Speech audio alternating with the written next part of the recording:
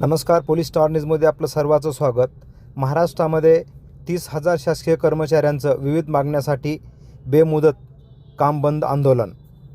हम सब एक है, कर्मचारी एकजुटीचा, कर्मचारी एकजुटीचा, मध्यवर्ती संघटनेचा, मध्यवर्ती संघटनेचा, हम सब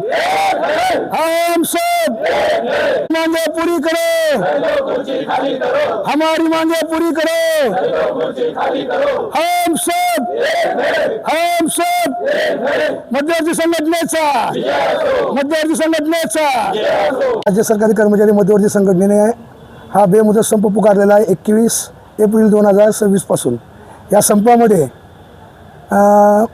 सर्व खातेनिहाय संघटना तसेच महसूल संघटना या संपामध्ये सहभागी आहे आणि या संपाचा मुख्य हेतू सुधारित पेन्शन योजनेची अधिसूचना लागू करणे। दुसरी जे कर्मचारी कंत्राटी पद्धतीवर शासन सेवेमध्ये आहेत त्यांना नियमित शासन सेवेमध्ये सामावून घेणे, या दोन मागण्याच्या अनुषंगाने हा बेमुदत संप पुकारलेला आहे। परंतु गेल्या 2 दिवसापासून आजचा हा 3रा दिवस शासनासोबत सतत बैठका होत आहेत, पण शासन सकारात्मक दृष्टिकोनातून चर्चा करत नाही आहे। त्यामुळे येणाऱ्या पुढील जी दिशा आहे ते आजच्या बैठकीच्या याच्यावर अवलंबून आहे।